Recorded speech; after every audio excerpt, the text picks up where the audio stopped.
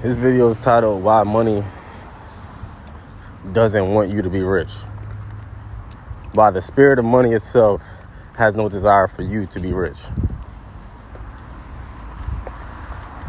And how you getting rich perhaps is one of the worst things for money itself, for the purpose of money itself.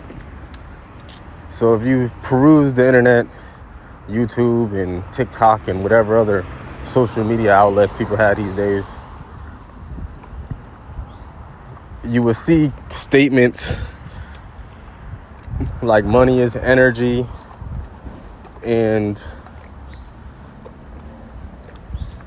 so because it's energy, you're allowed to have as much money as you want to, and the universe is giving, and all of this extra fluffy stuff that you hear. Well, that cannot be further from the truth. The truth of the matter is money isn't what people think it is. It isn't this token from the universe. Money is a tool that corporations and nations developed for incentivizing work by their citizens. Once we started becoming a global world, and once people started, pillaging other nations and started taking over other nations and started developing conquests, money had to be developed in order to exchange time from people, to get people to do things. Because the nations that developed money itself, to right now, that's really kind of controlling it. They don't have any inherent resources. The inherent resources that they have is just people. People is the greatest resource. So money was made to monetize the work that people can do. Production. And it's charged by our desires. For example, if a person cutting grass made as much money as a heart surgeon, there would be no incentive for a person to get into the medical industry and become a heart surgeon. If the nail tech made as much money as nurses, there would be no incentivization for a person to go through that schooling to get their nursing's license. So money incentivizes people to work, and it's driven by your desire. So if you desire to have a Benz, you're incentivized and to go into a field that can make enough money for you to purchase that Benz. If you desire to have a mansion, you're incentivized to go do something that could get you the mansion. A lot of the times we can sum up a person's lifetime financial acumen by just assessing their truest desires. Any given point, someone could be going through something and it won't reflect exactly what their desire level is at the time, but it reflects a sum total of that person's desire level in some degree at some given extended period of time. The thing that got me to think about this is because I was just thinking about how many stories of success typically comes with someone making a lot of money, then they losing it, then they getting it back, perhaps losing it again and having to get it back. And when I see that, it's like, oh, okay. So that means that there's something about money in itself that does not want anyone to be wealthy. And in order for you to actually overcome and actually maintain your finances over time is you have to develop a desire for it. And your will, it develops and enhances your will. So the reason why people have to start over and people go broke after making a significant amount of money is because it's just testing your will. How bad do you truly want it? How bad do you truly want it? And that's what it's truly testing. How bad do you truly want it? Do you want it bad enough that if I take it all away from you, you will want to get it back? And that's the test that the energy of money does, because like I said, money was developed to incentivize people to work. So the moment in which you don't have to work is the moment that the purpose of money has been defeated.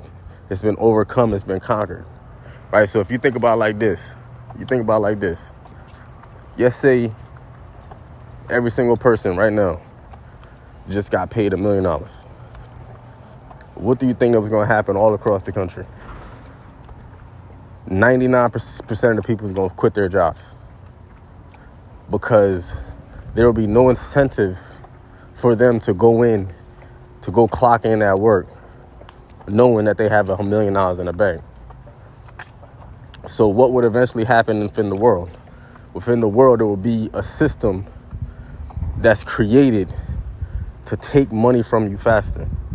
If everyone became a millionaire today, I guarantee tomorrow you go to Wendy's and to get a number, instead of a biggie bag is going to cost you $35. A biggie bag might fuck around and cost you $100. Excuse my language. It's YouTube chill, right?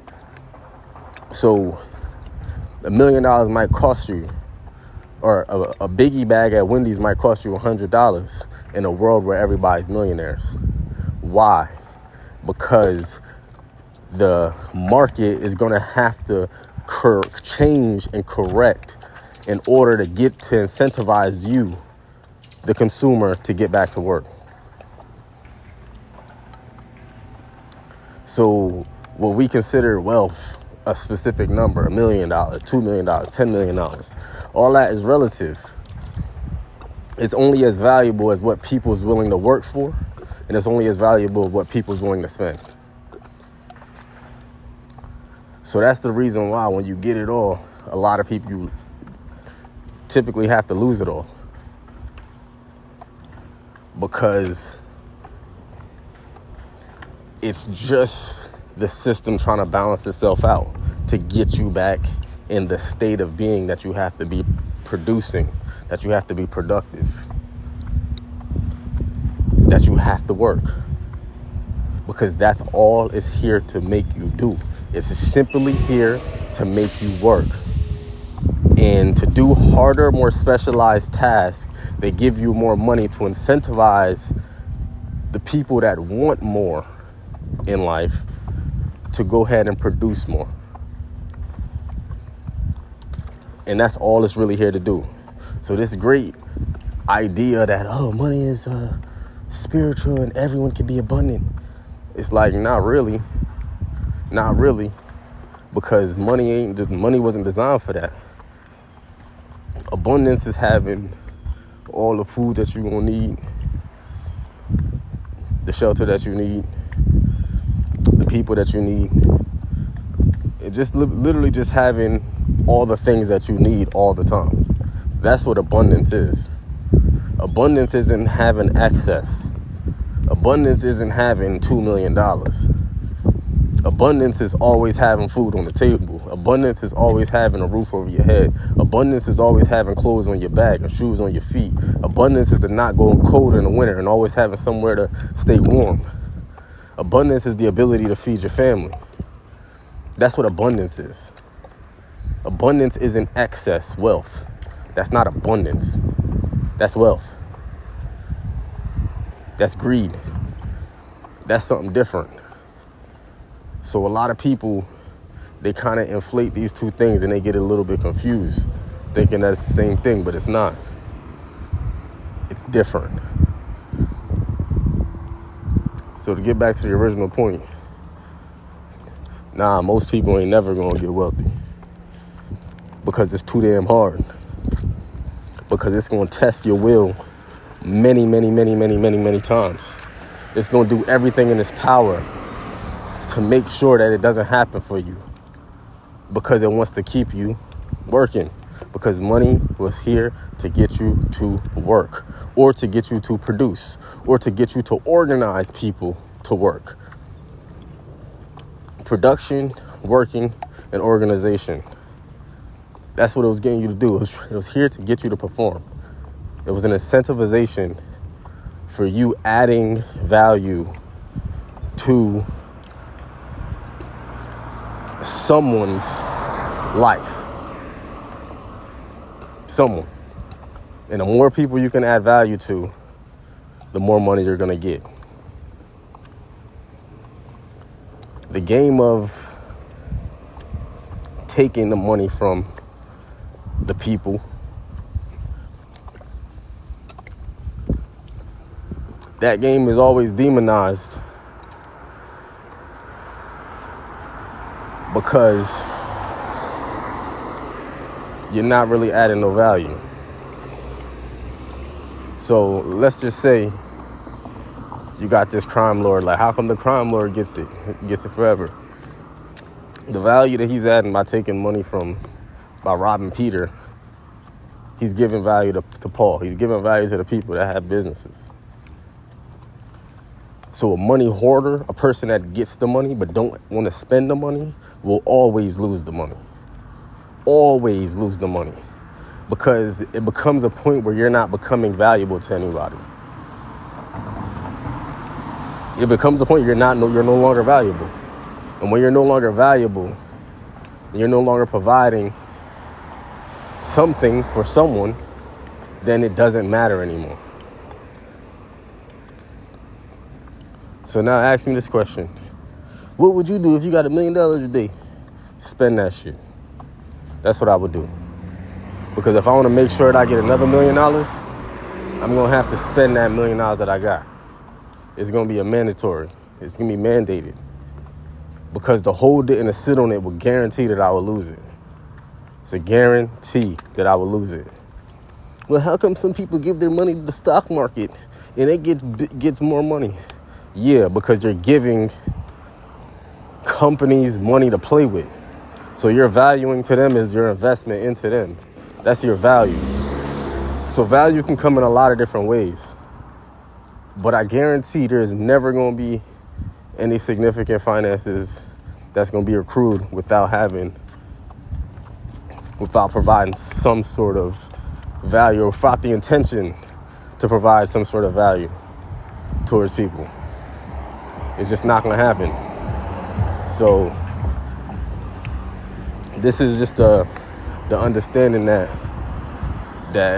money itself is just the value of it is calculated by the desire of the people.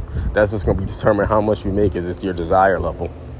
So if you desire, like I said, if you desire the Bentley, that means you have to make more money. So you're going to have more incentive to produce something to the value that's going to get you a Bentley. You're going to have incentive to actually go and do something that's going to get you that Bentley. Is there any, what about, so you mean tell me you can't manifest money? You can. But I guarantee if the only thing you're trying to do is just manifest money, I guarantee you're going to go through hell before you can get there. And I know this because I experienced it. So I'm not saying this just as some philosophy. I'm saying this as something that I actually tried. It's a lot easier to manifest a car. It's a lot easier to manifest a house. It's a lot easier to manifest food, clothes, weed, women, or sex, because, you know, it might be women listening to this, right? It's a lot easier to manifest those things than to manifest money. I guarantee you that. It's a lot easier to do that than to manifest money itself. Because money is simply an incentive to do things. So if you can live your life and you don't need money necessarily, if you can eat and you can feed yourself and you can get all your life's pleasures met without having money, it's going to be very, very hard for you to get money. You know what they say? You know, you gotta be in a state of abundance and all this stuff and feel like your desires is already met for the money to come into you. It's like, that's a double-edged sword. Because by doing that, simply by behaving like that, means that you are in a desireless state. And if in that state, if you don't create pathways, if your brain isn't focused on trying to think of a way to provide some kind of value, or to think of a way to do something in order to get the money and extract money from something that you're doing, if your brain isn't if your brain doesn't go there with it, you're gonna have a long road. Because then you're gonna have to learn how to start doing certain levels of alchemy. It's gonna take you 5, 6, 7 years to truly master and stabilize. It's gonna be different and harder to stabilize. And that's gonna take a lot of time, and that's gonna break people's spirit. Because even when you're having a business or something like that, even when you're doing something like that, you still might have ups and downs. So imagine now you're doing this all with your mind. You're doing all this from a Kether state. How can you be in a state of abundance and still have intense desire? That's going to be an equation that you're going to have to figure out. And it's a hard math equation. It's harder than any math equation that you could possibly think of. And then, to be completely honest, the amount of time and effort that you take to think of this equation, it would have been a lot easier to fucking go do stuff. YouTube, chill, my bad. It would have been a lot easier to go figure out a way to sell something, to offer a service, try to teach some courses. It would have been a lot easier to do something like that, just to stay consistent and disciplined. It would have been a lot easier to stay consistent and disciplined than to actually become abundant or to become wealthy. So this is one of the foundational understandings of why manifesting money is something that you shouldn't probably try to do. You'd be better off trying to manifest a skill. Try and manifest an ability to do something else, to influence people, to do something else. You'd be better off doing that. Straight up.